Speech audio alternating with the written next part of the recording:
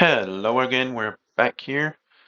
Today I decided to use my last rare wild card, so as you can see last time I had one, today I don't, to get myself a last Laughing Jasper Flint. I'm lacking all the powerful combo cards, all the high synergy cards, and the typical high level, high tier cards, because in the past I wasn't focused on really finding powerful decks, but just having fun and enjoying the game. So I wasted a lot of wild cards throughout the past few months, years. Um, so I've decided to start focusing a little bit more. And right now, I think Jasper Flint will actually help me grow a little bit in the ranks. He allows me to use powerful cards that my opponents have against them, which I find is really a solid, interesting strategy to use. And one card that I do have that I find quite impressive is Giza the Hellraiser, who provides me with extra zombie tokens whenever I commit a crime. It's only once a turn, but it's still two zombies. And they are rogues, so that means they're also outlaws. Now, Jasper Flint, whenever he targets an opponent's library, this is actually considered a crime. As a result, I do get my tokens. At knife point also triggers whenever you commit a crime. So this card also triggers with Jasper Flint, and like that, I can populate my field with a lot of tokens. Um, I have gone pretty removal heavy again. So I have the Brotherhood's End. I have the Virtue of Persistence. I put in one Into the Fire because I only have one. I am considering maybe getting one or two more because it does go wide only for 2 damage, but it also allows you for using it to get extra card draw, and card draw means consistency. So I'm thinking this could be a good option and a good investment for the future. To stay with the removal we have here, Go for the Throat. Also stable. I'm using a lot of decks. I have 4 of them, so I might as well just keep using them. They're really good, decent cards. Instant speed, 2 mana, take out a non-artifact creature. The Long Goodbye. The Long Goodbye actually deals with a lot of cards in the game right now. There are cards like Sheldred, 4 mana, but there are a lot of 2, 3, and 1 mana creatures out there. Being able to take them out without being countered, that's very useful. So Long Goodbye is very rarely a card that doesn't produce results. And again, all of both Long Goodbye, Go for the Throat, and Virtue of Persistence, they target. As a result, you have your crime and getting tokens from the crime producers here. Then another token engine, Urabresk Forge. I like this card a lot. Urabresk Forge is a card that I've been playing for some time now. I also play it in the real card game on tabletop version. So with a cardboard, and it's a card that's really solid. When you get it out on the field, your opponent has to keep an eye on it, and at some point he needs blockers for it. So it's a card that you can't ignore. Furnace Rains, seeing as Jasper Flint uses your opponent's cards against them, Furnace Rains pretty much does the same thing. You take over a creature of theirs, you untap it, and you get to attack with it. If you connect, you get to create a treasure token, and that treasure token I usually use for Callous Sellsword when I have that option available, because then I can sacrifice their own creature, and I can either deal them damage or I can maybe deal damage to one of their creatures they might still have on the field. Again, the sorcery part of the Callous Sellsword is a crime. As a result, it does trigger the token production of the other 2 cards. Then we have Agatha Soul Cauldron, helping out with the flashback cards and all the cards that can be played from the graveyard. If you can target them, get rid of them.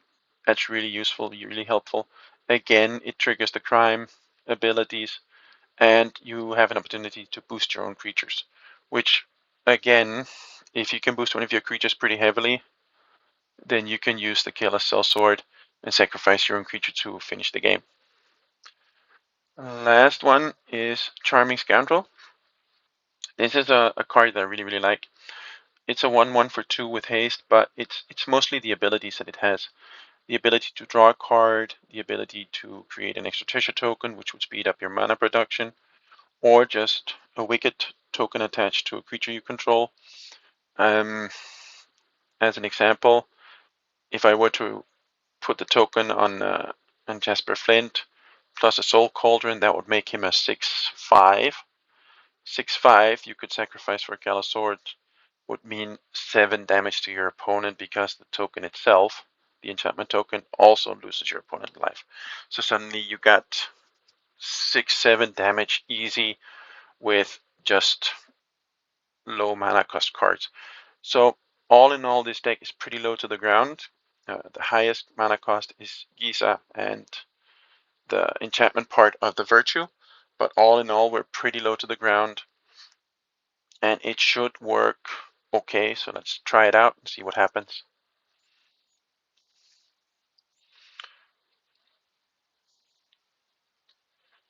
So we need to cast creature spells today to get those 750 gold. Let's see if we can do some damage. We're still at gold in the rank. Uh, Gold tier 1 if I remember correctly. So a few more wins and we're on to the next step, so that would be nice. This seems like a pretty decent hand. We have turn 2 removal, turn 3 Laughing Jasper Flint. We haven't got a Soul Cauldron. Let's see what we can do. We have our mana. That's the most important part, I think. We're up against black, so let's see what happens. Okay.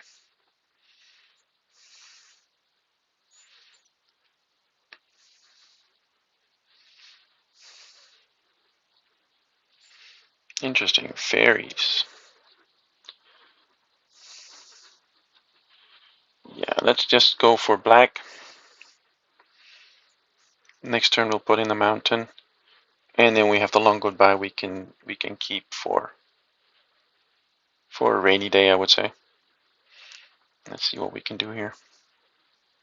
So we drew into a second removal.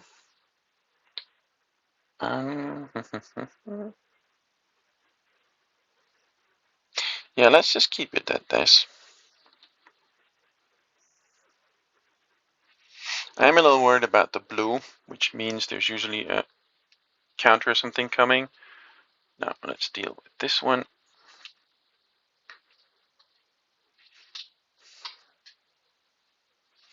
So the fact that he waited to play it in my turn with flash meant there's a pretty good chance he has a counter.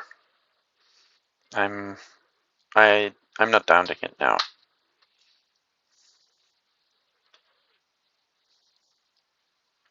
Now the question is, how are we going to convince him to play that counter?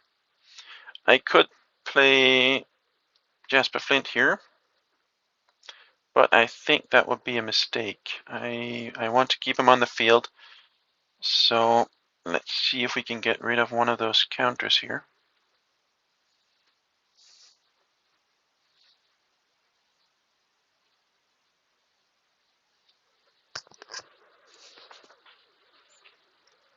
There you have it. That's the counter I was expecting. I wasn't necessarily expecting this particular counter, but I was expecting some kind of counter, so there we go. That's one down. He probably has a few more where that came from, but let's see if we can get around it. That's the hard part with the blue player. If they're the starting player, you're already one step behind. By the time you have 2 mana on the field and you can start doing something, well, that's when things get tricky. So,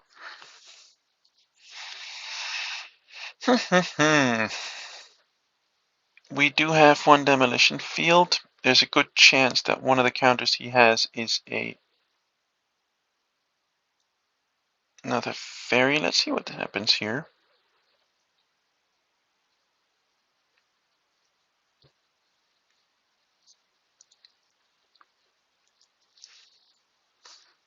It's very early on. It's not a powerful creature I'm going to take, but all right. Let's attack him with it. Let's see what he does. He doesn't do much. Okay.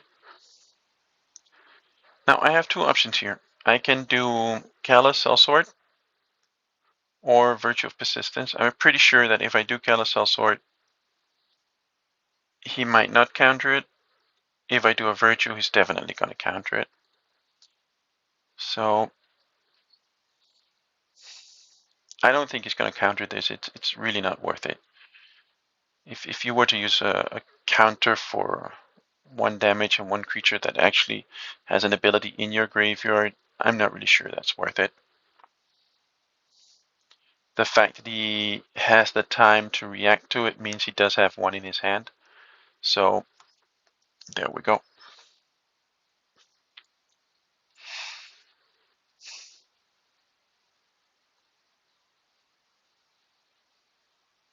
Yep, there we have it. So now we have a few options available. Option number one, I'm going to try and take out his fairy. He's probably going to use his counter if he still has one.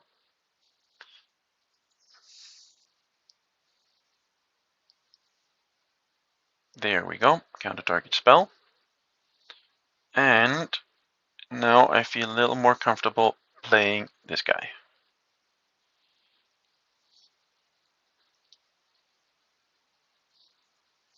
We're not there yet, especially the fact that he has 3 blue, 2 black. He still has 2 cards on hand. That is, there we go.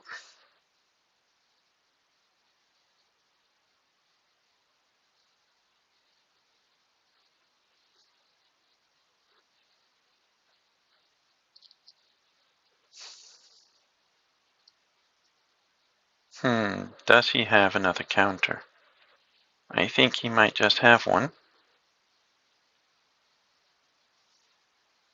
He's keeping 2 blue open. He has 1 black.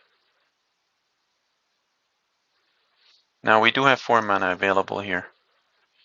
He did take his time, which means that there's a good chance he can deal with my Jasper Flint. I really want to keep the Jasper Flint, so I'm going to try and do this. Let's see if it's a counter that he has or if it's destroyed. Oh, it's that. Okay. I didn't expect that. I wasn't expecting card draw. It's always an option with blue. I was actually expecting either a creature removal or a counter. Sleep Cursed, okay. So we are at 6 mana. Virtue of Persistence could become an option next turn if we draw into a land. Of course, we have to keep in mind that he might still have a counter in his hand, seeing that he just drew 2 cards. So, in order to see if he has a counter, let's play a Soul Cauldron. It's a juicy target to counter, so you might just consider doing that. So Sleep Curse Fairy is a really nice card. Ward 2, flying, 3/3, which is one of the reasons I'm also playing Sheldred's Edict very often, is because of the ward. Very often I find myself with enough removal to deal with creatures, and then usually my opponent only has 1 ward card. As a result, here we go. As a result, the Sheldred's Edict often provides me with extra options. So let's deal with this one first. It's a counter, and we can attack with a 3/3. So he knows we have a Virtue of Persistence available. He also can see the moment we only have 6 mana, so we could draw into number 7. Question is he going to keep the mana available to counter it when we do, or not? There we go. Let's go for the throat again.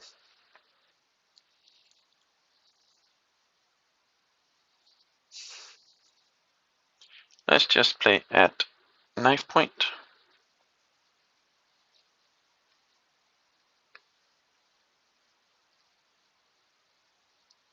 Go ahead and counter it if you want.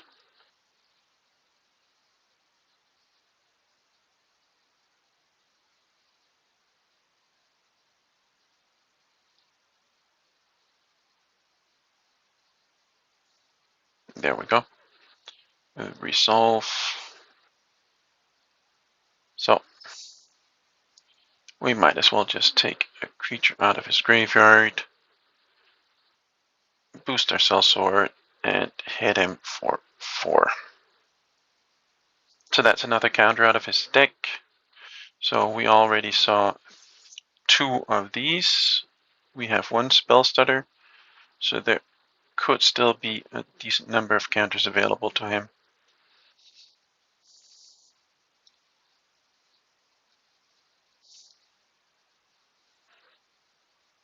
That's a 4/4 Black Shark.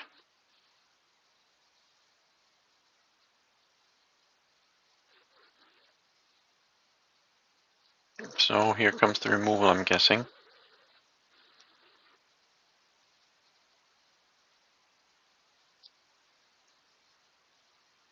Faster attackers. My turn. Here is number 7. Now, I'm going to go for the Demolition Field first. That's 1 less creature for him available.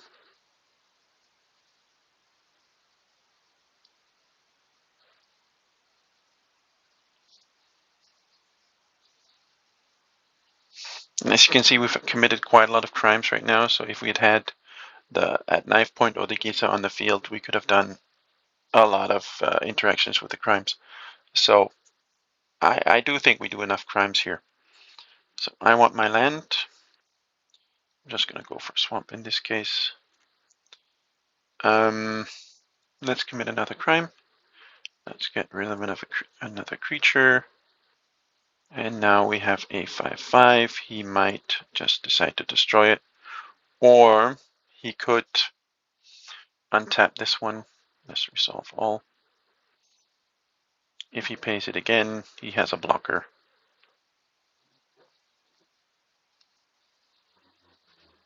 Because we are starting to deal some damage with Callous Sellsword.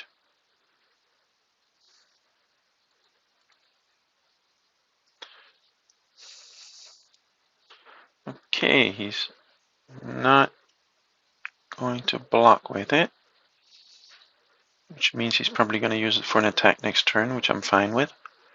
Yep, there we go. And then we're going to end the turn here. So let's see what he draws into.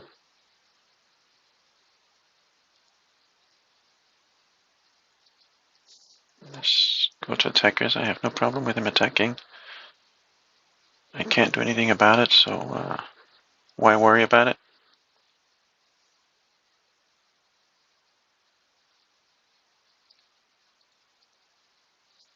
And that's it.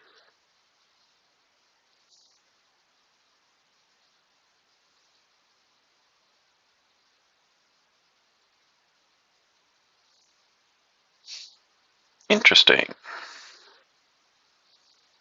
That does change things a little bit, because that means I can now do this, which I like really much. Just going to end the turn here. Now, this is not a bad thing, actually.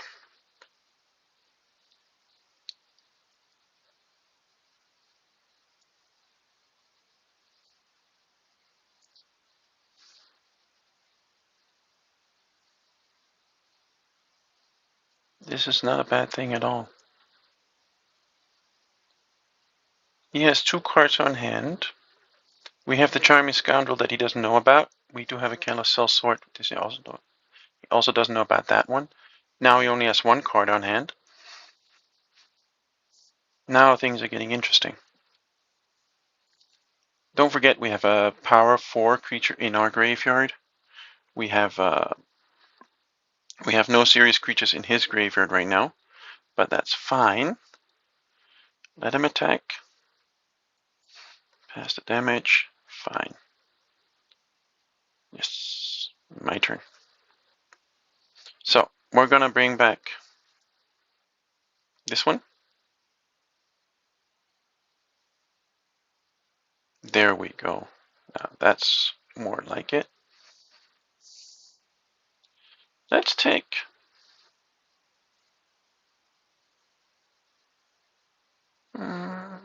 this one.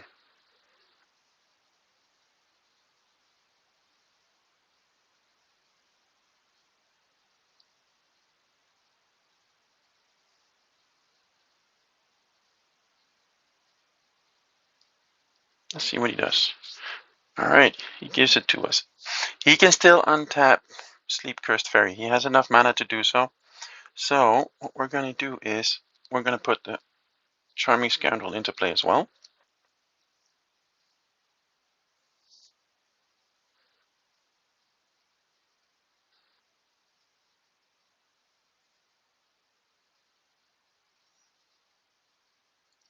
Resolve. Fine.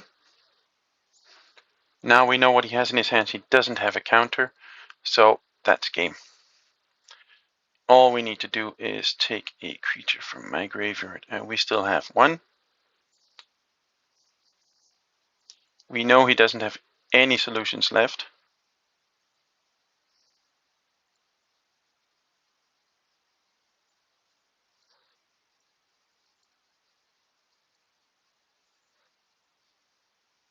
And we just wish him a good game.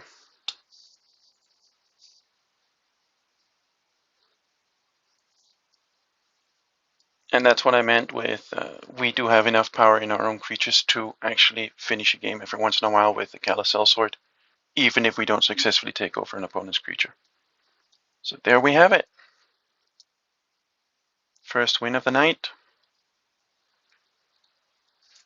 We had to be patient because when you're up against blue, being patient is probably the most important thing to remember. But we definitely waited our time here. A friend of mine always says, in Magic, life's a resource, and you shouldn't be afraid to sacrifice some life points to turn the game around. So let's see. We're going first, which is a good thing. I'm going to take the risk here. I have 2 land, but option for a treasure token. And once I have the treasure token, I have access to Brotherhood, Jasper, another Jasper, and go for the throat. Okay, we're up against a toxic strategy here. Let's go over this one. And let's go for the treasure token, just in case we need it. We're not going to attack here, because he's not going to block. And I would prefer having a blocker against this 1/1. Even if I lose my creature, that's fine. I don't have to use removal for it, so I'm happy with that. Second main, he puts that one down. That's fine, we were expecting that.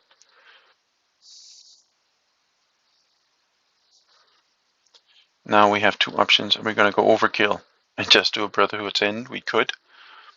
Or are we going to take the risk with a Jasper Flint? Let's try the Jasper Flint.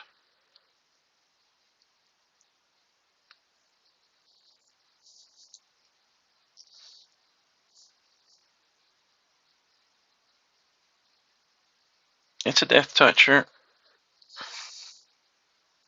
Ooh, nice. So we now have 5 mana. I'm not going to take any more toxic from that one. He's tapped out, so he's not going to counter this one, and we have the mana for it.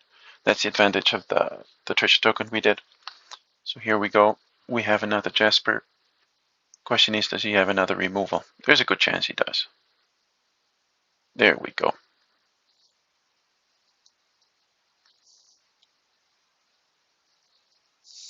Another land. Let's end it here.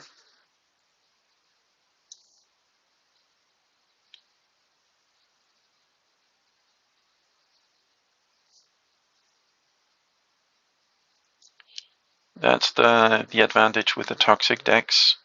They only need to counter 10, which makes it a lot harder for dealing with them. Let's see what he has here. Yeah, that's 1. That's 2. Best attackers, they can attack this turn.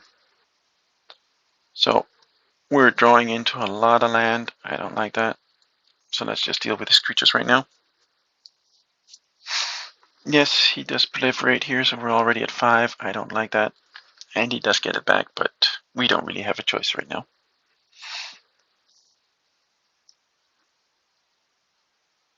So it's a strategy I've been seeing quite a lot lately.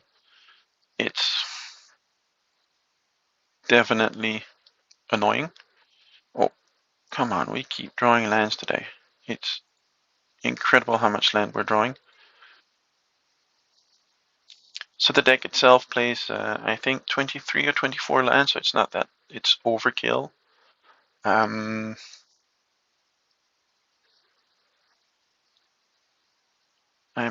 definitely not happy with the situation right now. I don't want any more pass encounters, so let's do this. Nope, you can't counter it, so let's see what else you have in store for us.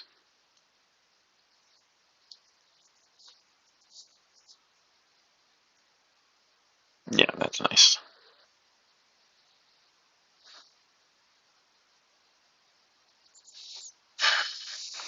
Yeah, not really what we needed, but okay.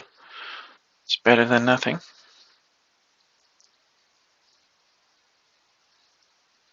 Yeah, that's the problem when playing against blue.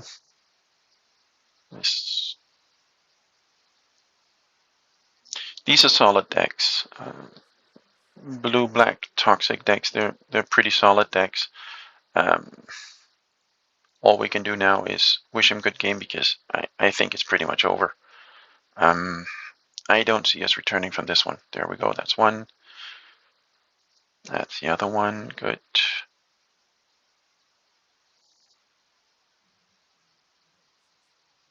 And then it's game, I think. Yeah, there we go. That's a good game.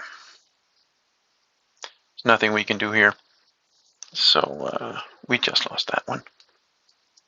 Yep, just attack and we're fine.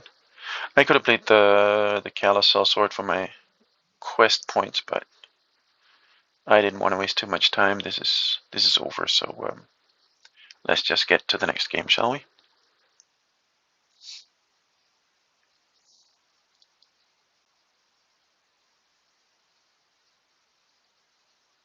Let's see if we can't come up with something else. So I'm still looking for the right deck to play in this format and the right balance between removal and options and pressure on the field. Not really sure where that balance is right now, especially not with the cards that I have available. I think that's my biggest disadvantage right now. And yeah, let's keep this.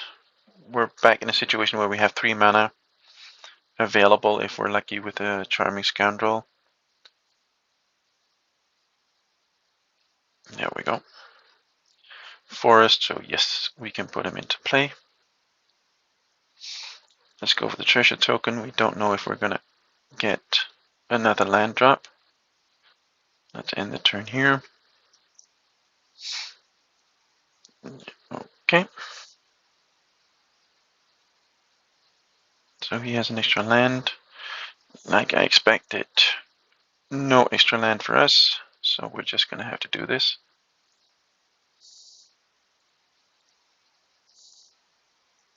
But the advantage, of course, is at some point our token might be powerful enough to actually use the cell sort for it, which then really makes it interesting. Yeah, there we go. Now we get another land. It comes into play tab, that's too bad.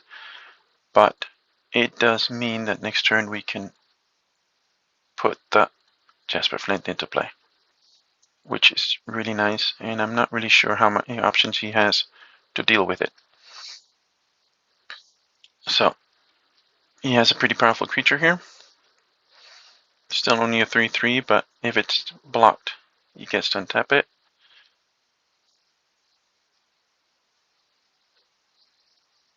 I'm curious to see. Ooh, that's interesting.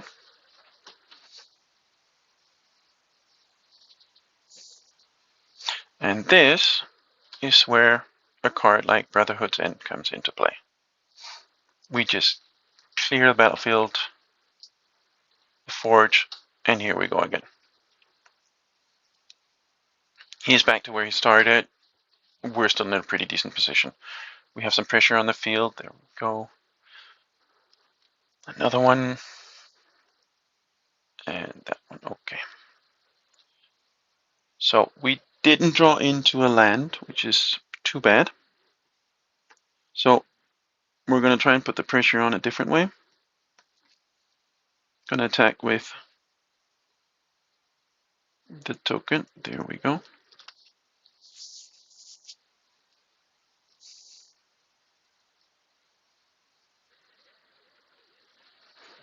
So I'm curious to see what we're going to get next turn.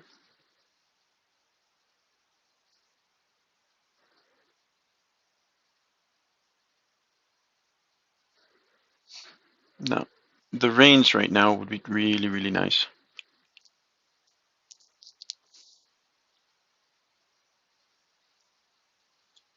If not, we can see.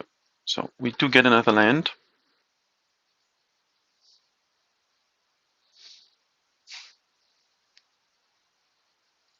This one doesn't really help us right now. I'm sorry to say it doesn't really help us. What does help us is go for the throat with this one.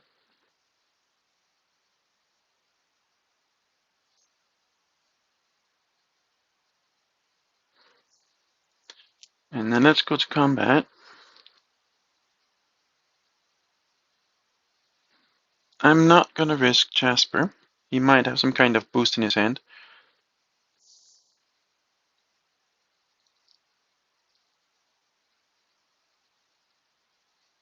That makes it interesting. Let's end the turn here. We're now actually in a pretty decent position next turn, because it might just be over.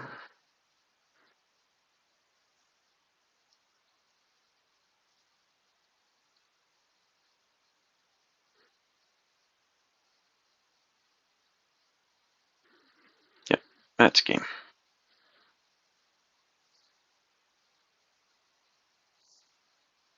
So that's game. We're going to go to combat. Resolve all. I don't mind him.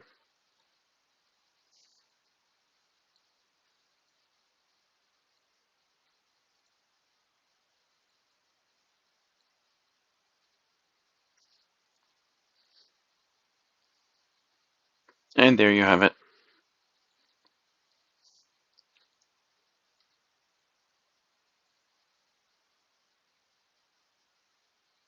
The artifact growing and growing.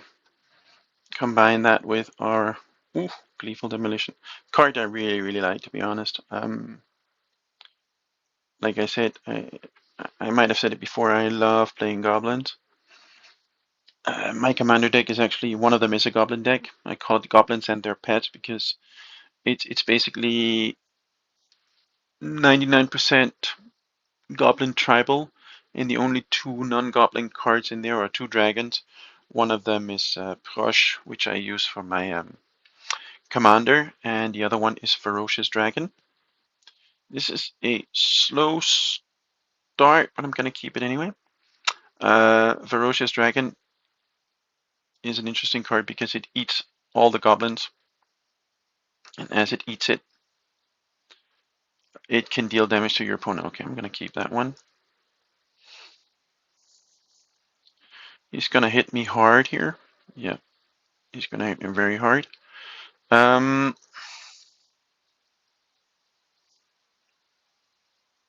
let's keep the mana for now.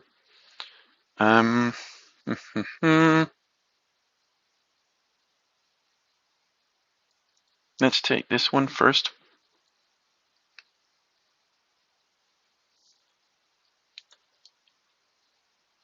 So Electrostatic Infantry, really nice card. He has 2 red, so he can pump it quite decently right now. But we're just going to go for Throat next turn. I don't have anything against it. Ooh, interesting. That's interesting. I was actually expecting him to play something. I'm curious why he didn't. I'm just gonna end the turn here.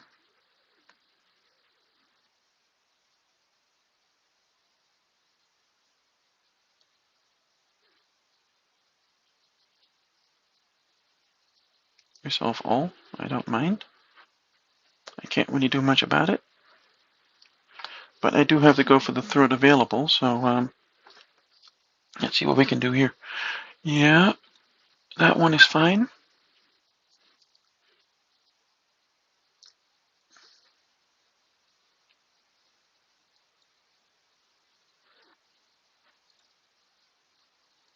Let's go to blockers. He's not boosting it. Let's get rid of this one. So the infantry, it's a really nice card because the 1/1 counters on top of it really makes it powerful at some point. Yeah, I'm gonna take a risk here. Jasper Flint. He probably has a burn card somewhere in his hand. I wouldn't be surprised. There we go.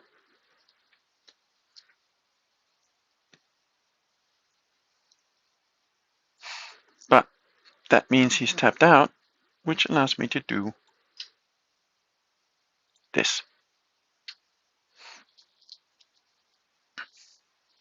The advantage I found with many of those mono red creatures is the fact that they are many of those decks do have a lot of creatures, but I found that my removal often lasts longer than the number of creatures they have available, which is really nice. Now, here's a Gisa. He needs to pay 2 life to get rid of it. He probably has a burn card that can do it, but we still have a second one. And as soon as we draw into a land, here we go. It's not a land, but we can still use it. So he has a double striker here, and he can get through my 4/4 toughness. First strike. I do have a second one. Let's just go.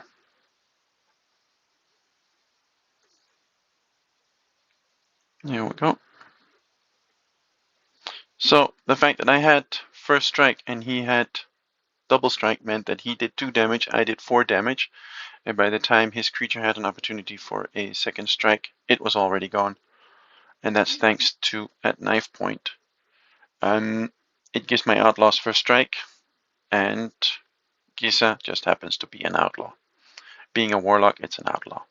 So that's really nice to have. There we go. So the removal combined with these cards actually gave us the win. Let's see, one more win and we are to the next level. So let's see if we can get there today, shall we?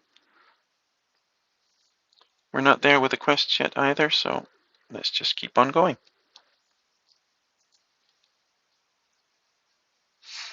I'm not sure this deck is going to get me through Platinum, but at the moment I'm pretty sure that one of these days it will get me to Platinum. So we have some pressure take over a creature. We have a slow start, and my opponent goes first. I'm gonna go for the Jagged Barrens first, and then combine it with the Swamp secondary. And then hopefully we'll draw into our removal, or we can put enough pressure on the board thanks to Arabesque's Forge. Let's see what happens. Callous Sellsword we can combine with either the Furnace Rains, or later in the game with one of the tokens from the Forge. So let's see what happens here.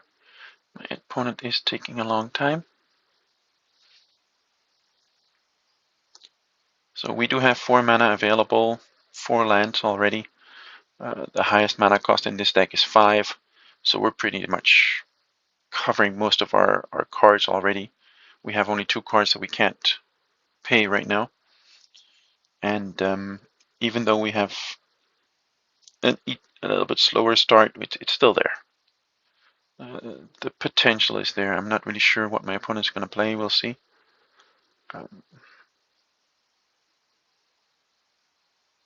I'm hoping it's not an aggro deck like mono white or mono red, then we are probably in trouble.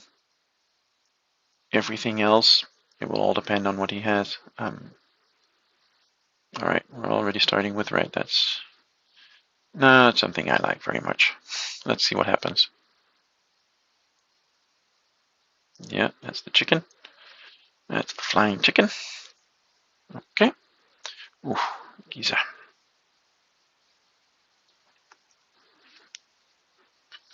So, he deals 1 damage to us, we deal 1 damage to him. That's fine.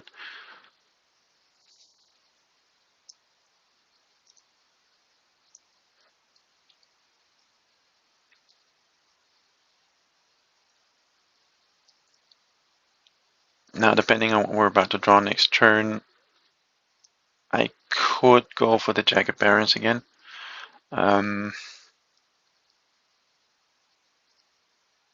It depends a little bit on what he's about to do.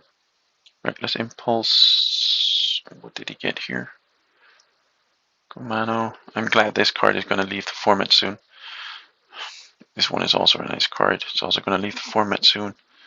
The chicken is still going to be here, but that's okay. Yeah, okay. So, 1 damage to us, 1 damage to you, my friend. And let's just go to the next.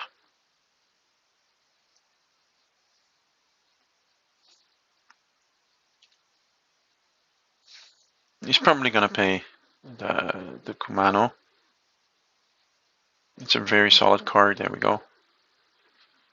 And then I wouldn't be surprised if he actually played this one as well. There we go. Yep. Extra mana, extra availability, and 1 more damage.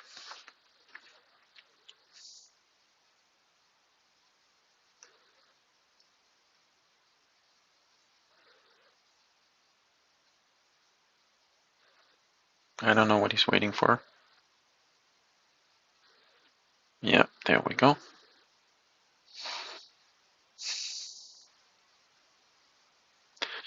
Let's start the countdown.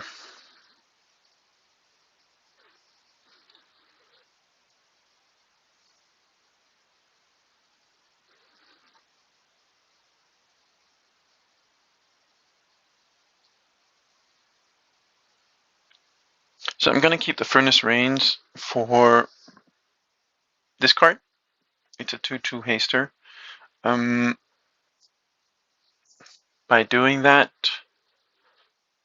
I can use the Furnace Rains to take it over. With Callous Sword, I can sacrifice that creature to deal with his chicken, and I get rid of 2 creatures at once, which is pretty much what my plan is.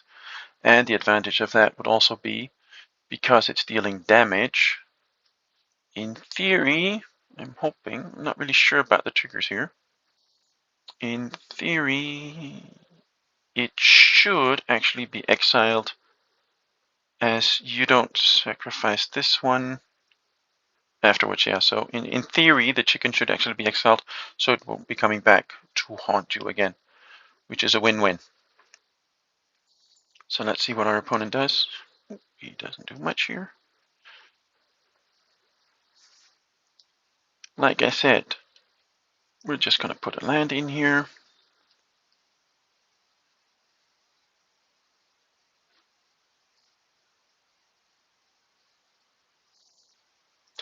I'm going to put this one down as well.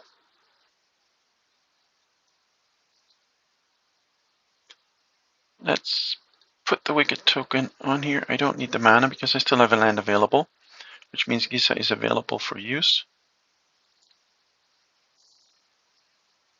Doesn't look like he has a lot of creatures, which means we're putting the pressure on right now.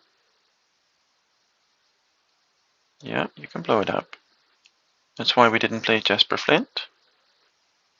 Still cost you 1 damage. And that's another 2. End of turn. There we go. Now he's probably going to hit hard now. With 4 mountains, 5 cards in hand, I'm pretty sure he's going to hit me pretty hard. But that's okay. As long as he doesn't take me out, I'm fine with it. Because Furnace Range with Gallus Sellsword is actually a board wipe.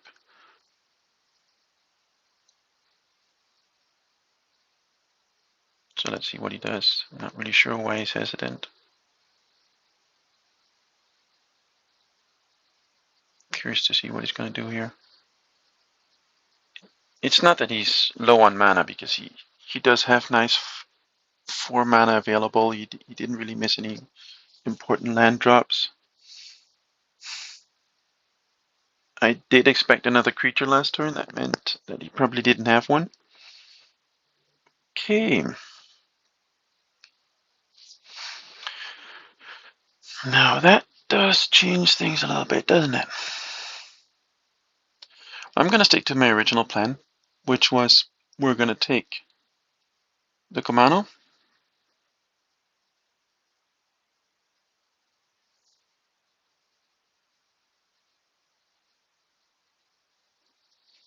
Is he willing to take the 2 damage or not?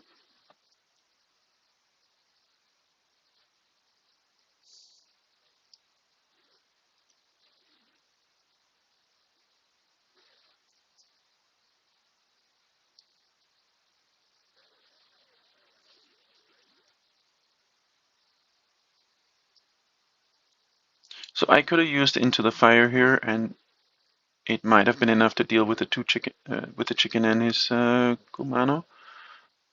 But I don't know if he has some kind of boost in his hand or what he has in his hand, because I'm actually a little bit curious about what he's doing. So now let's go to combat. We're going to hit him for 5. That's interesting. We do get a creature token, treasure token. Here we go. We're going to sacrifice this one, and we're going to deal with the chicken. So chicken does go to the graveyard. Okay. And then let's put this one on the field. Yeah, let's just play it. It's a 3/3. That's nice. Now we have some pressure on the board here.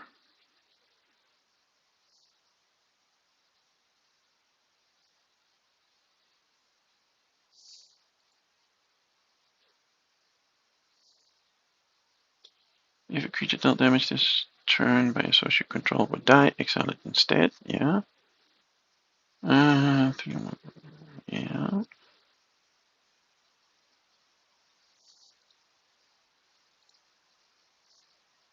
So creature control deals damage equal to its power to another target. I'm not really sure if the sequence here is correct. I would have expected the chicken to go into the graveyard as you deal the damage first and then you sacrifice. So his chicken would have actually left the field before your creature left the field, which surprises me a little bit. So I'm not really sure about this one. But there you have it. Like I said, getting into Platinum is not that hard, especially with the decks that I have. It's going beyond platinum. That's the challenge. I'm not sure we're going to go get beyond platinum this time around, but I am definitely going to try to grow a little bit. So I'm going to end it here today. Oh, another railway brawler. That's really nice. I'm going to end it here today for this episode. I'm probably going to play a few more games just to get rid of the quest, and then we'll be back next video. Have a nice day. Enjoy your time, and then I hope you like this build. As you can see, it's pretty close to the cards and the strategies I'm already playing, but this isn't about just deck building. This is more about finding my style and how to climb the ladder and see how far we can get with the cards that I have without investing money. So enjoy yourself, take care, and see you next time. Bye bye.